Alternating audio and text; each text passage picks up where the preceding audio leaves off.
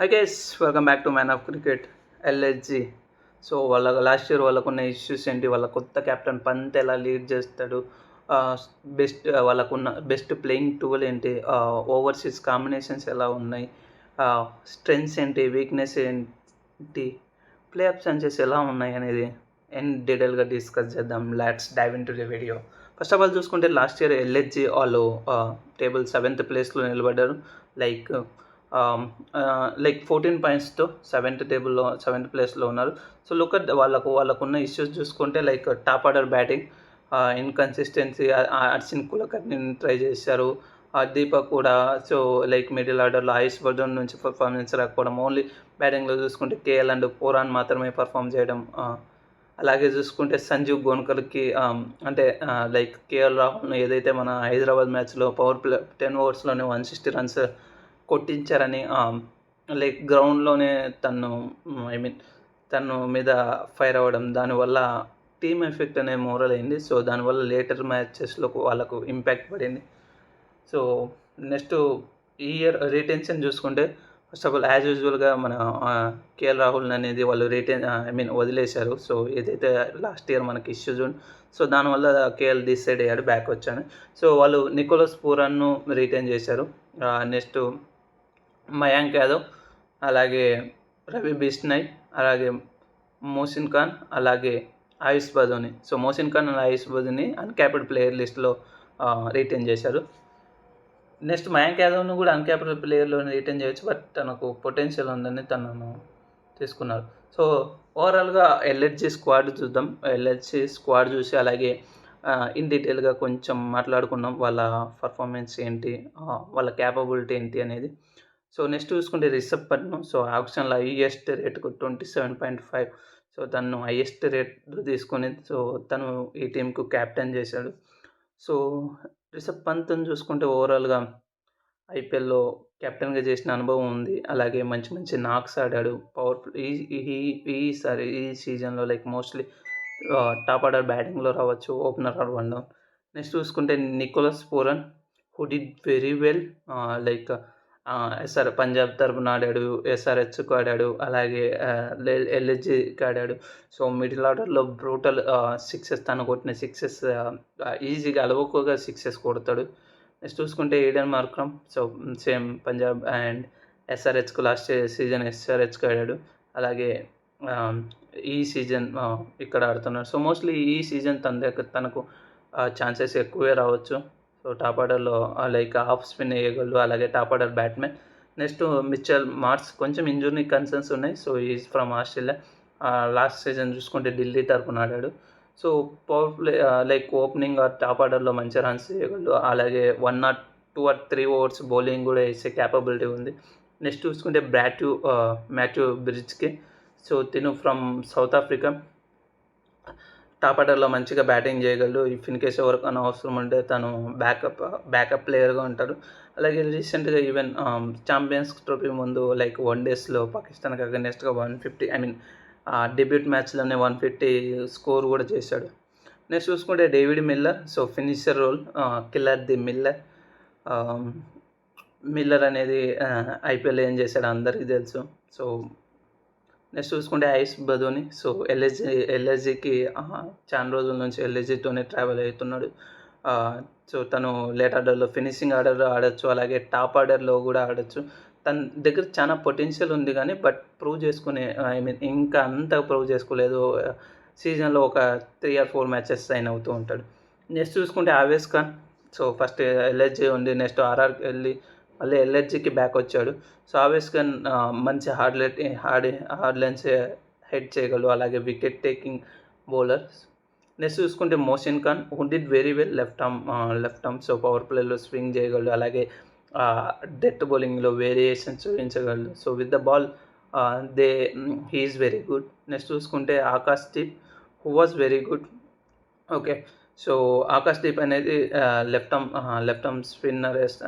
Akash Deep last year ఆర్సీబీకి ఆడాడు. So అలాగే ఇండియా టెస్ట్లో కూడా తను డెబ్యూ చేశాడు.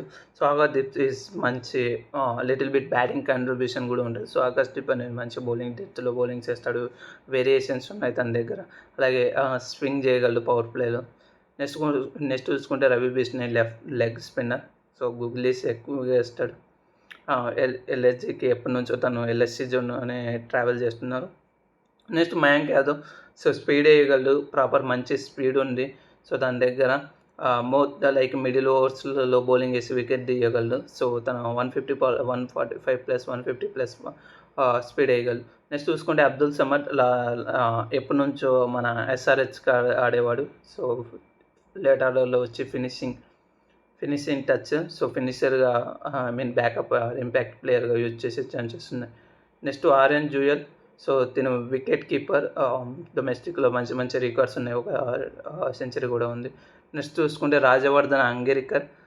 తిను ఐపీఎల్లో లైక్ అండర్-19లో మంచిగా పర్ఫార్మెన్స్ చేశాడు. అలాగే సిఎస్కేకి ఒకసారి సెలెక్ట్ అయ్యి ఒక మ్యాచ్ ఆడాడు. సో ఆ మ్యాచ్లో కూడా 3 వికెట్స్ తీశారు. బట్ తను కంటిన్యూ చేయలేదు లైక్ తన ఇన్కన్సిస్టెన్సీ వల్ల. బట్ ఈజ్ పొటెన్షియల్ ఉన్న ప్లేయర్.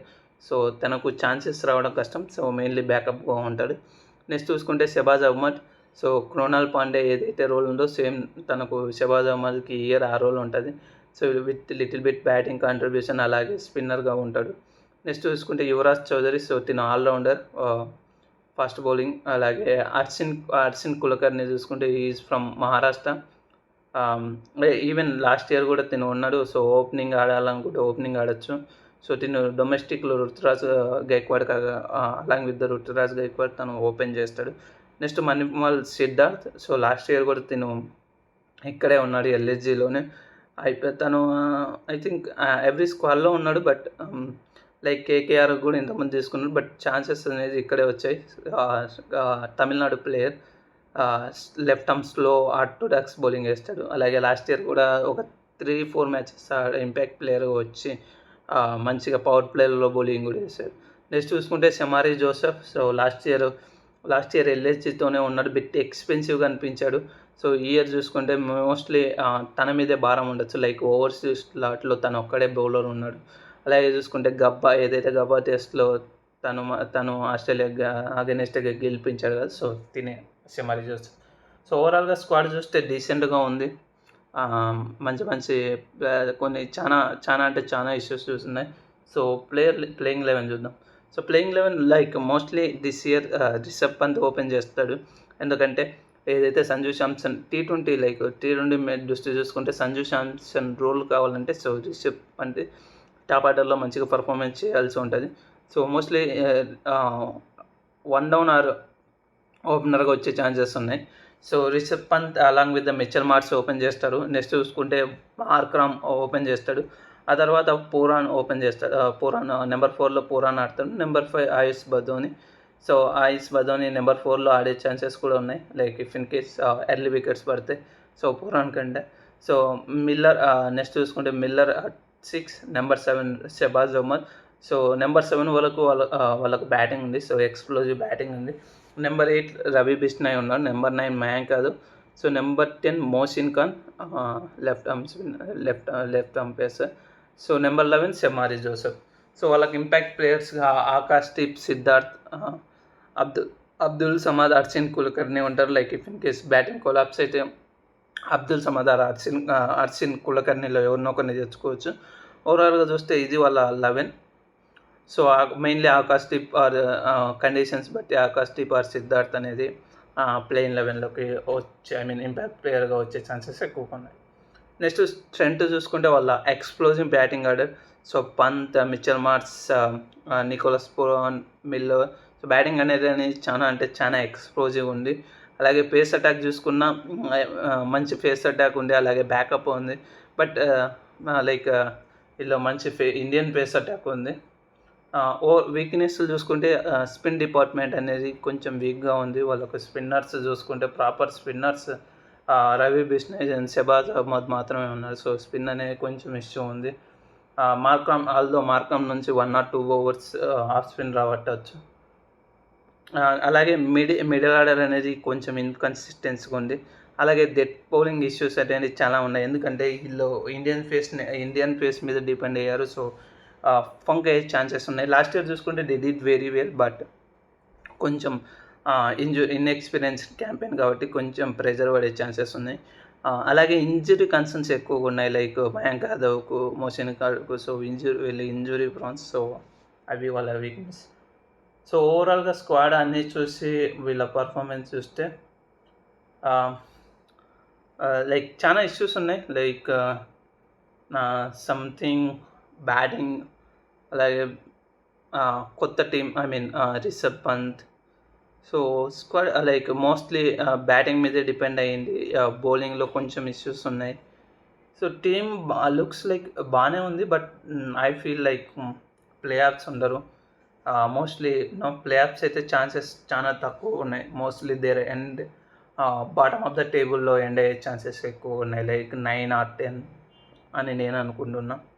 మీరు కూడా కమెంట్ చేయండి మీ ప్లేయింగ్ 11 ఏంటి, అలాగే ప్లే ఆఫ్ ఛాన్సెస్ ఎలా ఉన్నాయి ఎల్హెచ్జికి అనేది. Okay, that's it. That's all from this video. మళ్ళీ వీడియోతో మళ్ళీ కలుద్దాం. Stay tune to Man of Cricket. Bye bye.